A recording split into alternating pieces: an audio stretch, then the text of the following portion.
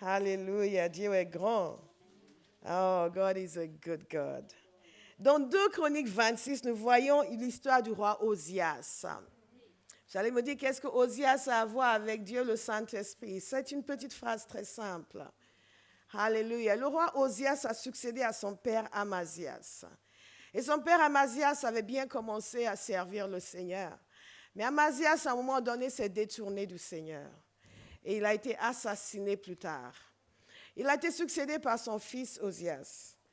Et on pouvait se dire, oulala, il va être comme son père. Mais en réalité, non, du moins au tout début. Il a vraiment marché avec Dieu. Et ce qui est intéressant ici, c'est ce qu'il nous a dit concernant Osias. Il a commencé à régner à 16 ans. Imaginez cela. Si vous avez des enfants de 16 ans, ne les traitez pas comme des bébés. Ah. Si vous avez des enfants de 16 ans, ils doivent déjà être convertis. S'ils ne sont pas encore convertis, mettez vos genoux par terre et criez à Dieu. Ça tombe bien, on va parler de prière ce soir. Et je vais mettre quelqu'un au défi de choisir, de devenir à partir de ce jour un homme et une femme de prière. Amen. Alléluia. Et donc le roi Osias, il nous a dit, a commencé à régner à l'âge de 16 ans. Il nous a dit au verset 11, il a suivi le signe. Osias disposait d'une armée de soldats qui allaient au combat par bande. Leur dénombrement avait été effectué par Jéel, le secrétaire, et par le commissaire Masséja. Ils étaient sous les ordres de Hanania, l'un des chefs du roi. Le nombre total des chefs de famille pour ces vaillants guerriers était de 2600. Ils commandaient une armée de 307 500 soldats, capable de venir en aide au roi contre l'ennemi. Osias leur procura pour toute l'armée des boucliers, des lances, des casques, des cuirasses, des arcs et des frondes. Il fit faire à Jérusalem des machines inventées par un ingénieur et destinées à être placées sur les tours et sur les angles pour lancer des flèches et de grosses pierres.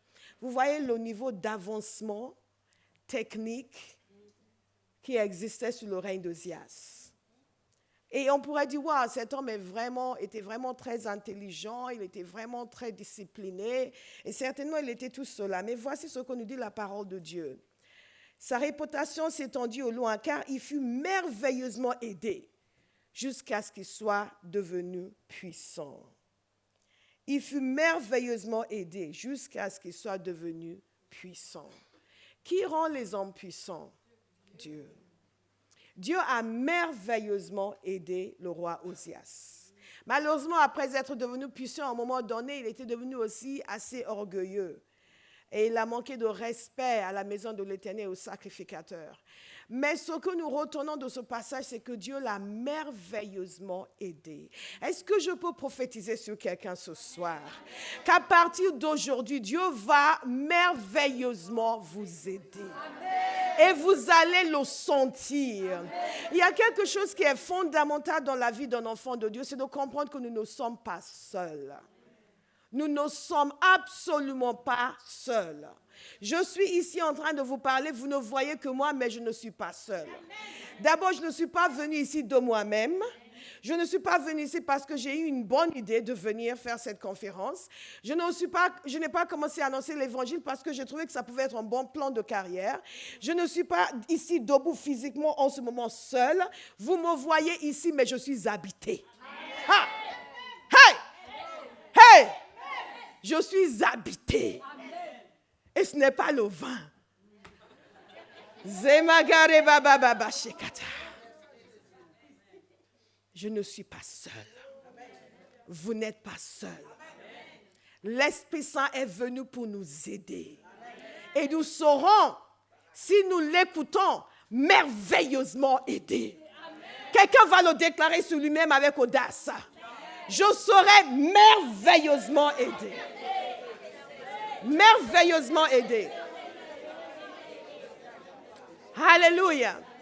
Si vous lisez le chapitre précédent, vous allez voir la faiblesse du père d'Osias, qui l'a amené à traiter à alliance avec Israël. Parce que là, nous parlons du royaume de Juda. Et pour lequel il a subi des reproches. Mais ici, nous voyons le contraire dans la vie de son fils, une puissance extraordinaire. Parce que l'Éternel l'a aidé. C'est l'aide de Dieu qui nous rend puissants. C'est l'aide de Dieu qui nous rend puissants. Et c'est essentiel, pour bénéficier de cette aide, nous devons commencer à y croire. à cesser, à changer notre langage, changer notre discours. Ce discours de pauvre de moi, je ne sais pas quoi faire, je n'y arrive pas. C'est difficile, c'est compliqué. C'est l'antithèse de l'aide de Dieu. Quelqu'un va commencer à dire, je suis merveilleusement aidé.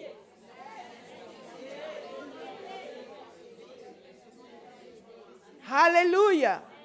Dans toutes les circonstances de la vie, si vous voulez bénéficier de l'aide du Saint-Esprit, nous avons compris que ce n'est pas la présence de Dieu qui fait défaut, c'est la nôtre. Mais nous serons présents désormais. Alléluia. Nous serons présents. Et le jour de la Pentecôte, le Saint-Esprit est venu et il n'est pas reparti. Et quand vous avez donné votre vie à Jésus, il est venu. Quand vous avez été baptisé du Saint-Esprit, il s'est assis sur vous. Ça vous fait penser au témoignage de Stéphanie qui disait que le mari de nuit venait s'asseoir sur elle. Si vous n'étiez pas là ce matin, allez sur notre site pour regarder ce puissant témoignage de délivrance extraordinaire par la puissance de Dieu. C'est pour cela que nous devons aimer la puissance, désirer la puissance, chercher la puissance. C'est la responsabilité de chaque enfant de Dieu de marcher dans la puissance de Dieu. Alléluia. La prochaine fois qu'il arrive un malheur dans votre famille, ne pleurnichez pas. Levez-vous.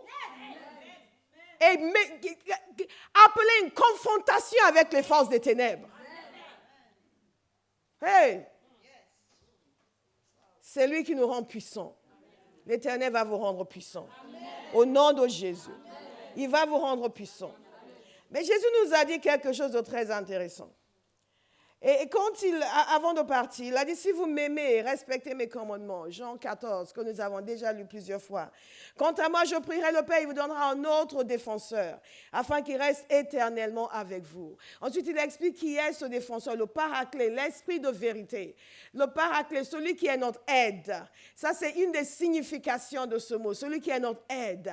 Il nous vient en aide, notre consolateur, notre défenseur, notre aide, celui qui se tient à notre côté pour nous conseiller.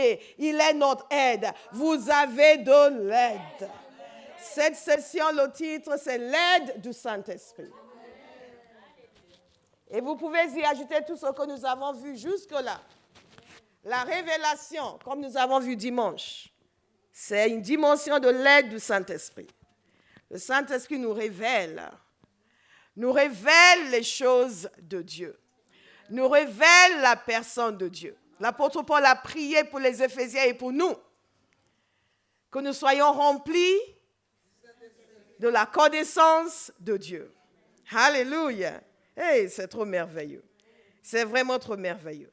Mais la parole de Dieu nous dit également que nous ne savons pas ce qu'il convient de demander dans nos prières.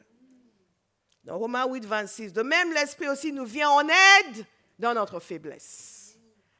Le Saint-Esprit nous vient en aide dans notre faiblesse. Le Saint-Esprit nous vient en aide dans notre faiblesse. Notre faiblesse, c'est une invitation à l'aide. Ce n'est pas une invitation à la tristesse, ni à la dépression, ni aux larmes, ni aux plaintes, mais à l'aide du Saint-Esprit. Quelqu'un va changer de perspective. Nous n'avons pas le temps pour être tristes. Nous n'avons pas de temps pour être malheureux. Nous avons trop de choses à faire. Alléluia. Nous avons vu que pour recevoir la puissance ce matin, il faut accepter le mandat de Christ. Il faut accepter la mission de Christ. Nous sommes mis sur terre pour être un témoin. Dimanche, en parlant de révélation, nous avons parlé du fait que le Saint-Esprit est celui qui donne la révélation de Jésus, qui convainc de vérité, de justice et de jugement. Et que Jésus lui-même nous a dit que nous serons ses témoins. Nous sommes censés aller faire des nations des disciples. C'est la seule raison pour laquelle nous sommes sur terre. Je vais le répéter pour quelqu'un qui pense qu'il est sur terre pour accumuler de l'argent. C'est la seule raison pour laquelle nous sommes sur terre, faire des nations des disciples. Et que si vous n'êtes pas en train d'être un témoin, vous êtes en train de rater votre vie. Je le dis avec amour. Parce que vous n'êtes pas encore mort, on peut encore se rattraper. Mais si nous vivons et nous mourons sans être des témoins, sans vivre pour l'évangile, sans vivre pour que l'agneau qui a été immolé reçoive la récompense de ses souffrances. Si nous vivons uniquement pour nous, notre bien-être, notre guérison, notre délivrance, nous ratons notre existence. La seule chose que Jésus va évaluer, ce n'est pas à quel point nous avons été heureux ou combien de choses nous avons accumulées. Ce qu'il va évaluer, c'est combien, à quel point nous l'avons enrichi, lui. Nous sommes sur terre pour enrichir le Père. Nous sommes sur terre pour enrichir le Père. Et sa richesse au compte en âme. Alléluia. Et c'est pour ça qu'il nous a donné le Saint-Esprit. Dieu, le Saint-Esprit, n'est pas venu sur terre juste pour que nous nous sentions un peu mieux. Il est venu sur terre parce qu'il y a une œuvre que Dieu veut accomplir. En nous et à travers nous. Nous sommes des témoins. Et il nous vient en aide. Israël avait une mission. Dieu n'a pas choisi Israël juste pour pour les dorloter, s'occuper d'eux. Non, il les a choisis pour être le peuple mis à part pour Dieu, à travers lequel le Messie allait venir pour le salut de l'humanité. Est-ce que vous me suivez? Cette nation avait et a une mission rédemptrice. Et c'est la raison pour laquelle la vie de chaque roi était si importante pour Dieu. Pas juste parce que cet individu est sympathique, mais parce que son comportement avait un impact sur l'accomplissement du projet de Dieu. Est-ce que vous savez que votre vie est tout aussi importante? Que votre manière de vivre, votre fonctionnement a un impact sur l'avancement du royaume de Dieu sur la terre. Ce que vous choisissez de faire ou de ne pas faire va déterminer si oui ou non une multitude sera sauvée. Ou si les gens vont finir par aller en enfer. Chacun de nous est important. C'est la raison pour laquelle le Saint-Esprit nous vient en aide dans notre faiblesse. Parce que Dieu est conscient également que de nous-mêmes, nous ne pouvons pas faire ce qu'il nous a demandé de faire. Et nous ne pouvons même pas vivre la vie chrétienne sans lui. Comme je vous ai dit le premier jour, c'est par l'Esprit que nous recevons le Fils. Et c'est parce que nous avons reçu le Fils que nous pouvons recevoir l'Esprit. Que le Fils est venu pour notre salut. Et l'Esprit est venu pour l'accomplissement des projets de Dieu à travers nous. Alléluia. C'est pour cela qu'il est venu comme Dieu et pas comme un homme. Avec tous les attributs de sa divinité. Toute la puissance de Dieu est à notre disposition. Quelqu'un ne l'a pas saisi. Toute la puissance de Dieu est à notre disposition. Nous allons juste décider de changer. Nous allons juste décider de le croire et de poursuivre et d'accepter l'aide du Saint-Esprit et de cesser de l'ignorer. Nous avons vu longuement en quoi consiste la communion du Saint-Esprit. Prenez le CD si vous n'étiez pas là.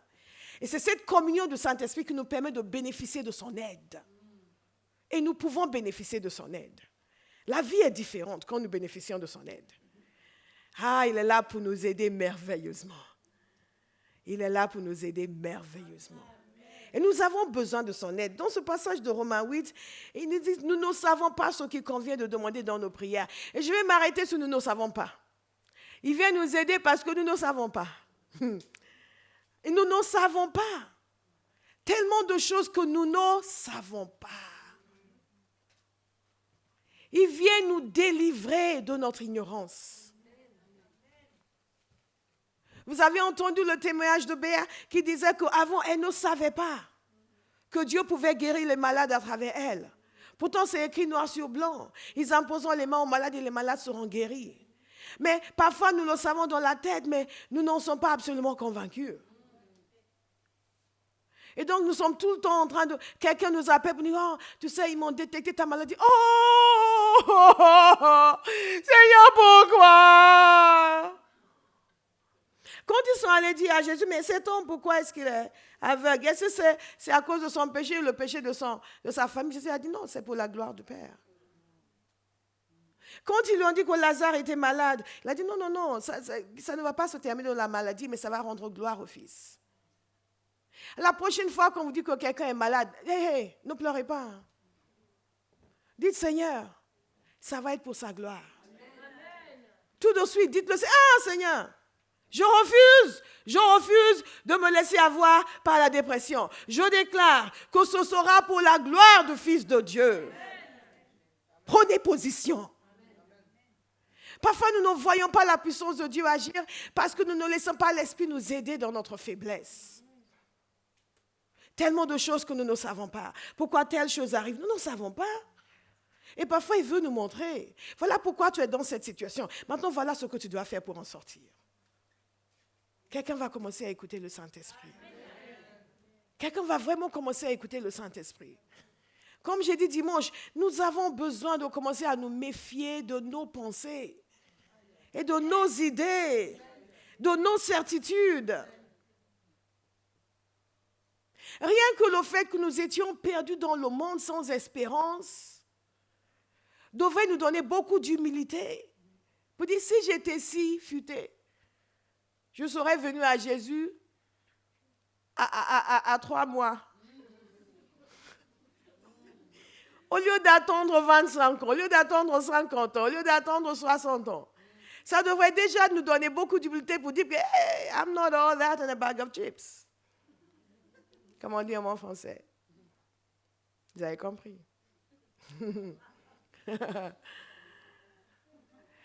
Et laissez le Saint-Esprit nous venir en aide.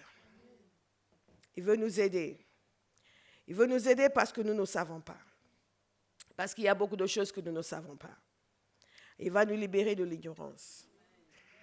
Nous ne savons pas. Il va nous aider. Je vous disais cet après-midi que je ne savais pas que j'allais finir en prêchant l'Évangile. Et d'ailleurs, si quelqu'un me l'avait dit, prophète interplanétaire, apôtre plénipotentiaire, j'aurais ricané. J'aurais ricané, je vous assure. J'avais autant mauvais caractère. J'aurais ricané. False prophets. Oui. Certains d'entre vous ont prophétisé sur vous, vous êtes là. En disant, moi j'aurais fait, I don't think so. Mais quand Dieu est venu au secours de mon ignorance, il m'a mis sur le chemin de ma destinée. Je crois que ce soir, Dieu vient au secours de l'ignorance de quelqu'un. Le Saint-Esprit vient balayer toutes les fausses idées que nous avons nourries sur nous-mêmes. Le Saint-Esprit vient balayer tous les mensonges qui nous ont été racontés sur nous. Le Saint-Esprit vient déraciner toutes les mauvaises choses qui ont été plantées en nous. Le Saint-Esprit vient enlever toutes les peurs, les craintes, les incertitudes qui ne sont pas dignes d'un enfant de Dieu, habité par l'Esprit de Dieu. Il vient à notre aide. Nous recevons ton aide ce soir, Saint-Esprit. Ésaïe 30, 21 nous dit ceci, tes oreilles entendront dire derrière toi, voici le chemin à prendre, marchez-y. Quand vous irez à droite ou quand vous irez à gauche, vous entendrez une voix vous dire, voici le chemin à prendre. Les pas du juste sont ordonnés par l'Éternel. Il y a trop de gens qui font fausse route avec leur vie. Trop de chrétiens qui prennent les mauvaises décisions, qui font les mauvais choix. Et à chaque fois, vous entendez les gens dire la même chose. Mais je ne sais pas pourquoi le Seigneur a permis. Je dis, mais non, Dieu n'y est pour rien. Oui, mais moi j'ai pensé, j'ai cru entendre. Tu as peut-être entendu, mais Dieu ne l'a pas dit. Mais le Saint-Esprit veut nous dire. Nous prenons l'habitude de la communion du Saint-Esprit pour nous délivrer de l'ignorance. Et pour qu'il fasse en sorte que Satan ne vienne pas diriger notre vie. Que l'Esprit de Dieu dirige notre vie. Parfois, vous parlez avec des chrétiens et les gens ont tellement d'idées étranges. Étranges. Et année après année, ils n'avancent pas. Ils ne sont d'aucune utilité pour Dieu. Comment? Quand nous avons reçu le même esprit qui était en Jésus. Vous avez entendu le témoignage de révélation de ma fille tout à l'heure. Le Saint-Esprit, le même qui était en Jésus, est le même que nous avons reçu. Amen. Pas son petit frère. Amen. Et il est venu pour nous aider. Quelqu'un va noter cela parce que tout à l'heure, nous allons faire l'onction d'huile. Et nous allons symboliquement recevoir la puissance du Saint-Esprit dans chacun de ces domaines et dans d'autres encore que Dieu va vous révéler pendant que je parle. Je reçois ton aide, Saint-Esprit. Pendant que vous appliquez l'huile sur vous, vous recevez l'aide du Saint-Esprit. Les choses troubles vont devenir claires. La confusion va disparaître. C'est une chose extraordinaire de savoir où on va. De savoir ce que Dieu veut. Ce ne sont pas les difficultés qui nous posent problème. C'est l'absence de connaissance. L'Esprit vient au secours de notre faiblesse parce que nous ne savons pas. Et nous ne faisons pas semblant de savoir. Et évitons les gens qui font semblant de savoir. Il y a des gens qui font semblant de tout savoir. Non. Je suis tellement consciente du passage du temps. Parce que vous comprenez, il était un temps où j'avais l'âge de ma fille ici présente. Et je pensais que la jeunesse était éternelle. C'est curieux. Il n'y avait que les parents qui devaient vieillir, nous on restait jeunes. Et un jour, alléluia, la réalité s'est manifestée. Chaque jour est important. Je ne peux pas attendre demain pour vivre dans la vérité. Je ne peux pas passer 1 heure de ma vie dans le mensonge. Je ne peux pas passer 1 heure de ma vie à laisser quiconque me mentir ou laisser Satan me mentir. Ou me mentir à moi-même. C'est la raison pour laquelle nous prions pour être dépouillés de toutes les idées que nous avons qui ne sont pas de Dieu. Il n'est pas nécessaire d'avoir raison. La seule chose qui compte, c'est d'avoir la vérité. Alléluia. C'est la seule chose qui compte. Mais Satan nous pousse dans l'orgueil, dans la chair, pour que nous insistions pour avoir raison, alors que nous sommes complètement à côté de la plaque. Le Saint-Esprit vient parce que nous ne savons pas. Et il vient vers ceux qui reconnaissent qu'ils ne savent pas. Hey! Nous ne savons pas toujours avec qui nous associer. Nous ne savons pas toujours avec qui communier. Nous ne savons pas toujours dans quel sens nous devons aller avec notre vie. Nous ne savons pas toujours comment Dieu veut que nous le servions. Et je dis comment, je ne dis pas si. Alléluia. Quelqu'un a compris. Comment pas si. Alléluia. Toutes les situations nécessitent que nous demandions l'aide du Saint-Esprit. Le fait que nous sommes en train de faire quelque chose pour Dieu ne veut pas dire que Dieu nous a conduits à le faire. Et je pense que les gens, parfois, qui se trompent le plus, sont les gens qui sont comme ces publicains, qui sont sûrs d'être droits devant Dieu. Et nous devons faire très attention à nous. L'apôtre Paul, un jour, a eu la bonne idée d'aller en Asie pour prêcher l'évangile. Sauf que le Saint-Esprit n'était pas d'accord. Parfois, vous parlez avec les gens de ce que Dieu fait avec leur vie, de l'appel de Dieu sur leur vie, et ils vous racontent tout ce qu'ils sont en train de faire. Et ils sont convaincus que tout va bien parce qu'ils sont en train de faire ci et faire ci et faire ci et faire ça. J'ai compris que je peux faire beaucoup de choses sans faire ce que Dieu veut.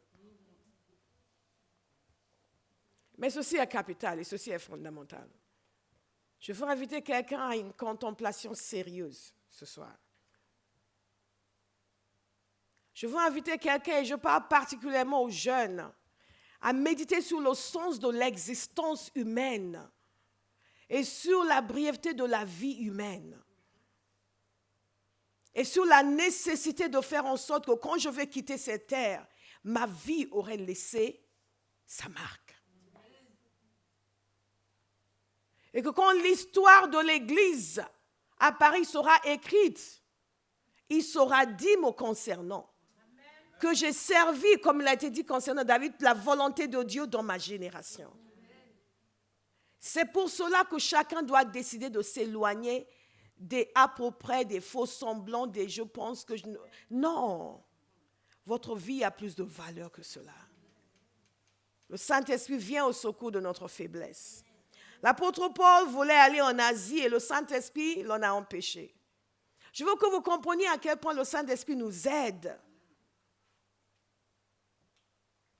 Parfois, les gens, juste pour être occupés, oui, on fait ça, et on fait ci, on fait ci, on fait ça. Mais l'apôtre Paul nous a donné l'exemple du fait que, quelle que soit la bonne volonté que nous avons, l'aide du Saint-Esprit est nécessaire. Et son aide est nécessaire quand nous n'avons pas la bonne volonté. Comme nous disons depuis vendredi, donne-moi de désirer. Donne-moi de désirer, de désirer. Alléluia.